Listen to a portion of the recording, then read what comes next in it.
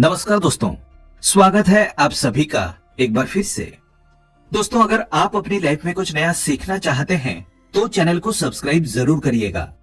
दोस्तों, इस संसार में कोई भी ऐसा प्राणी नहीं होगा जो धन की इच्छा ना रखता हो।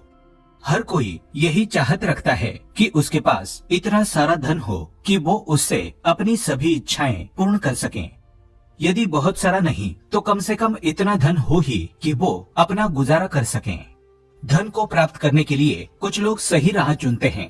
वे धन पाने के लिए कड़ी मेहनत करते हैं, परंतु कुछ लोग छल कपट का सहारा लेकर अति शीघ्र धन कमाने की कामना करते हैं। दूसरी तरफ कुछ लोग ऐसे भी होते हैं जिनके पास पैसे ज्यादा दिन तक नहीं टिक पाते। कभी कभार जिंदगी में कुछ ऐसी मुसीबतें आ जाती है, ऐसी परेशानियों का सामना हमें करना पड़ता है, नामुमकिन सा ही लगता है। इन परिस्थितियों में गजेंद्र मोक्ष का पाठ सर्वश्रेष्ठ फलदायी है। इससे कर्ज और पितृदोष से भी मुक्ति मिलती है। तो आइए सुनते हैं गजेंद्र मोक्ष स्तोत्र हिंदी में। लेकिन दोस्तों, उससे पहले आपसे रिक्वेस्ट करते हैं कि वीडियो को लाइक जरूर करिएगा, दोस्तों को शेयर कर दीजिएगा, और अगर आपने अभी तक चैनल को सब्सक्राइब नहीं किया है तो चैनल को सब्सक्राइब करके बेल आइकन जरूर दबाइएगा। श्री शुकदेव जी ने कहा, बुद्धि के द्वारा पिछले अध्याय में वर्णित रीति से निश्चय करके तथा मन को हृदय देश में स्थिर करके वो गजराज अपने पूर्व जन्म में सीखकर कंठस्थ किए हुए सर्वश्रेष्ठ एवं बार बार दोहराने योग्य निम्नलिखित स्तोत्र का मन ही मन पाठ करने लगा। गजराज ने मन ही मन कहा, जिनके प्रवेश करने पर ये जड़ शरीर और मन आदि भी चेतन बन जाते हैं, ओम शब्द के द्वारा लक्षित तथा संपूर्ण शरीरों में प्रकृति एवं पुरुष रूप से प्रविष्ट हुए उन सर्वसमर्थ परमेश्वर को हम मन ही मन नमन करते हैं। जिनके सहारे ये विश्व टिका है, जिनसे ये निकला है, जिन्होंने इसकी रचना की है और जो स्वयं ही इसके रूप में प्रकट है, फिर भी जो इस दृश्य जगत से एवं उसकी कारणभूता प्रकृति से सर्वथा परे एवं श्रेष्ठ है, उन अपने ही आप बिना किसी कारण के बने हुए भगवान की मैं शरण लेता हूँ। अपनी संकल्प शक्ति के द्वारा अपने ही स्वरूप में रचे हुए और इसीलिए सृष्टि काल में प्रकट और प्रलय काल में उसी प्रकार अप्रकट रहने वाले इस शास्त्र प्रसिद्ध कार्य कारण रूप जगत को जो अकुंठित दृष्टि होने के कारण साक्षी भाव से देखते रहते हैं, उनसे अलिप्त नहीं होते वे चक्षु आदि प्रकाशकों के भी परम प्रकाशक प्रभु मेरी रक्षा करें। समय के प्रवाह से संपूर्ण लोकों में ब्रह्मादि लोकोपालों के पंचभूतों में प्रवेश कर जाने पर तथा पंचभूतों से लेकर महतत्व पर्यंत संपूर्ण कारणों के उनकी परम करुणा रूप प्रकृति में लीन हो जाने पर उस समय दुर्जय तथा अपार अंधकार रूप प्रकृति ही बच रही थी। उस अंधकार के परे अपने परम धाम में जो सर्वव्यापक भगवान सब और प्रकाशित रहते हैं, वे प्रभु मेरी रक्षा करें। भिन्न भिन्न रूपों में नाट्य करने वाले अभिनेता के वास्तविक स्वरूप को जिस प्रकार साधारण दर्शक नहीं जान पाते, उसी प्रकार सत्व प्रधान देवता अथवा ऋषि भी जिनके स्वरूप को नहीं जानते, फिर दूसरा साधारण जीव कौन है जो जान सकता है अथवा वर्णन कर सकता है। वे दुर्गम चरित्र वाले प्रभु मेरी रक्षा करें। आसक्ति से सर्वथा छूटे हुए संपूर्ण प्राणियों में आत्मबुद्धि रखने वाले सबके अकारण हितैषी एवं अतिशय साधु स्वभाव मुनिगण, जिनके परम मंगलमय स्वरूप का साक्षात्कार करने की इच्छा से वन में रहकर अखंड ब्रह्मचर्य आदि अलौकिक व्रतों का पालन करते हैं, वे प्रभु ही मेरी गति है। जिनका हमारी तरह कर्मवश न तो जन्म होता है और न जिनके द्वारा अहंकार प्रेरित कर्म ही होते हैं, जिनके निर्गुण स्वरूप का न तो कोई नाम है न रूप है, फिर भी जो समय अनुसार जगत की सृष्टि एवं प्रलय के लिए स्वेच्छा से जन्म आदि को स्वीकार करते हैं, उन अनंत शक्ति संपन्न परब्रह्म परमेश्वर को नमस्कार है। उन प्राकृत आकार रहित एवं अनेकों आकार वाले अद्भुत कर्मा भगवान को बार बार नमस्कार है। स्वयं प्रकाश एवं सबके साक्षी परमात्मा को नमस्कार है। उन प्रभु को जो मन, वाणी एवं चित्त वृत्तियों से भी सर्वथा परे हैं, बार बार नमस्कार है। विवेकी पुरुष के द्वारा सत्वगुण विशिष्ट निवृत्ति धर्म के आचरण से प्राप्त होने योग्य मोक्ष सुख देने वाले तथा मोक्ष सुख की अनुभूति रूप प्रभु को नमस्कार है। सत्व गुण को स्वीकार करके शांत, रजोगुण को स्वीकार करके घोर एवं तमोगुण को स्वीकार करके मूढ़ से प्रतीत होने वाले भेद रहित सदा संभाव में स्थित ज्ञान घन प्रभु को नमस्कार है। शरीर इंद्रियादि समुदाय रूप संपूर्ण पिंडों के ज्ञाता, सबके स्वामी एवं साक्षी रूप आपको नमस्कार है। सबके अंतर्यामी, प्रकृति के भी परम कारण किंतु स्वयं कारण रहित प्रभु को नमस्कार है। संपूर्ण इंद्रियों एवं उनके विषयों के ज्ञाता, समस्त प्रतीतियों के कारण रूप संपूर्ण जड़ प्रपंच एवं सबकी मूलभूता अविद्या के द्वारा सूचित होने वाले तथा संपूर्ण विषयों में अविद्या रूप से भासने वाले आपको नमस्कार है। सबके कारण किंतु स्वयं कारण रहित तथा कारण होने पर भी परिणाम रहित होने के कारण अन्य कारणों से विलक्षण कारण आपको बारंबार नमस्कार है। संपूर्ण वेदों एवं शास्त्रों के परम तात्पर्य, मोक्ष रूप एवं श्रेष्ठ पुरुषों की परम गति भगवान को नमस्कार है।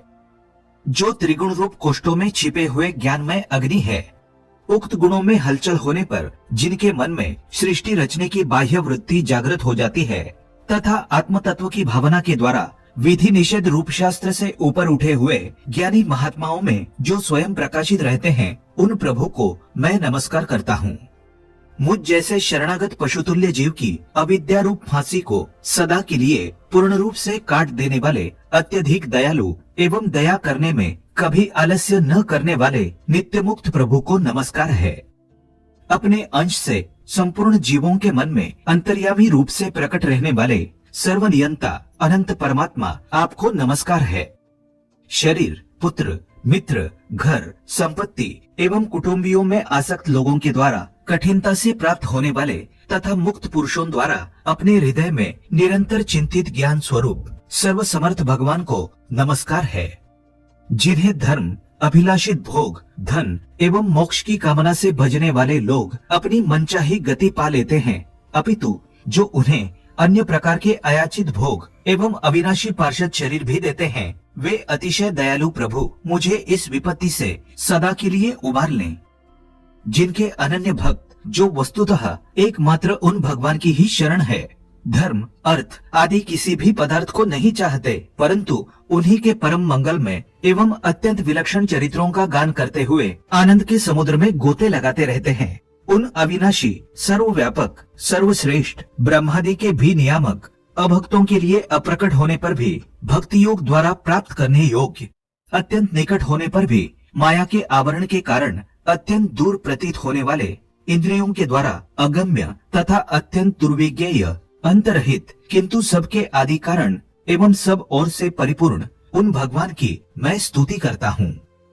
ब्रह्मादि समस्त देवता, चारों वेद तथा संपूर्ण चराचर जीव नाम और आकृति के भेद से जिनके अत्यंत क्षुद्र अंश के द्वारा रचे गए हैं, जिस प्रकार प्रज्वलित अग्नि की लपटें तथा सूर्य से किरणें बार बार निकलती है और पुनः अपने कारण में लीन हो जाती है, उसी प्रकार बुद्धि, मन, इंद्रियां और नाना योनियों के शरीर, ये गुणमय प्रपंच जिन स्वयं प्रकाश परमात्मा से प्रकट होता है और पुनः उन्हीं में लीन हो जाता है, वे भगवान न तो देवता है, न असुर, न मनुष्य है, न तिर्यक योनि के प्राणी है, न वे स्त्री है, न पुरुष और न नपुंसक ही है, न वे ऐसे कोई जीव है जिनका इन तीनों ही श्रेणियों में समावेश न हो सके।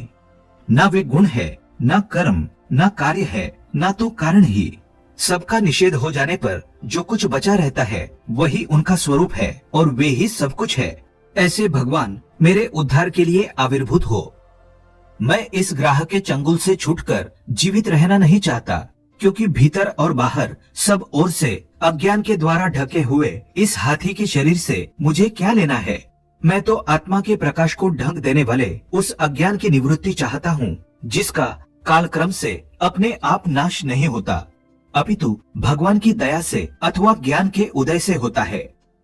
इस प्रकार मोक्ष का अभिलाषी मैं विश्व के रचयिता, स्वयं विश्व के रूप में प्रकट तथा विश्व से सर्वथा परे, विश्व को खिलौना बनाकर खेलने वाले, विश्व में आत्मा रूप से व्याप्त, अजन्मा, सर्वव्यापक एवं प्राप्तव्य वस्तु सर्वश्रेष्ठ श्री भगवान को केवल प्रणाम ही करता हूँ, उनकी शरण में हूँ।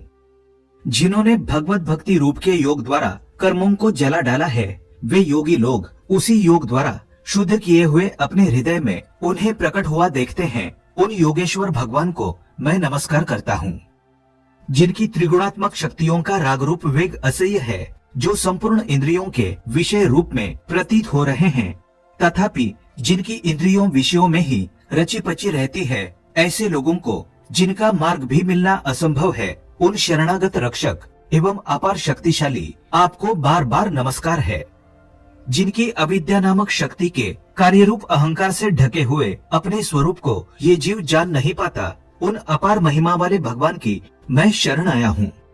जिसने पूर्वोक्त प्रकार से भगवान के भेद रहित निराकार स्वरूप का वर्णन किया था, उस गजराज के समीप जब ब्रह्मा आदि कोई भी देवता नहीं आए, जो भिन्न भिन्न प्रकार के विशिष्ट विग्रहों को ही अपना स्वरूप मानते हैं, तब साक्षात श्री हरि, जो सबके आत्मा होने के कारण सर्वदेव स्वरूप है, वहाँ प्रकट हो गए। उपर्युक्त गजराज को उस प्रकार दुखी देखकर, उसके द्वारा पढ़ी हुई स्तुति को सुनकर सुदर्शन चक्रधारी जगदाधार भगवान इच्छानुरूप वेग वाले गरुड़ जी की पीठ पर सवार हो स्तवन करते हुए देवताओं के साथ तत्काल उस स्थान पर पहुंच गए जहां वो हाथी था। सरोवर के भीतर महाबली ग्राह के द्वारा पकड़े जाने पर दुखी हुए उस हाथी ने आकाश में गरुड़ की पीठ पर चक्र को उठाए हुए भगवान श्री हरि को देखकर अपनी सुंड को, जिसमें उसने पूजा के लिए कमल का एक फूल ले रखा था, ऊपर उठाया और बड़ी ही कठिनता से सर्व पूज्य भगवान नारायण आपको प्रणाम है, ये वाक्य कहा। उसे पीड़ित देखकर अजन्मा श्री हरि एकाएक गरुड़ को छोड़कर नीचे झील पर उतर आए। वे दया से प्रेरित होकर ग्राह सहित उस गजराज को तत्काल झील से बाहर निकल लाए और देवताओं के देखते देखते चक्र से उस ग्राह का मुंह चीरकर उसके चंगुल से हाथी को उबार लिया। तो दोस्तों, ये था गजेंद्र मोक्ष स्तोत्र हिंदी में भावार्थ। आज के लिए बस इतना ही। दोस्तों, अगर आपको ये वीडियो पसंद आया है तो वीडियो को लाइक करिएगा, दोस्तों को शेयर जरूर करिएगा और चैनल को सब्सक्राइब करके बेल आइकन जरूर दबाइएगा, ताकि आने वाला नॉलेजेबल वीडियो आपको सबसे पहले मिले। दोस्तों, मिलते हैं अगले वीडियो में, तब तक के लिए good bye and thanks for watching my video.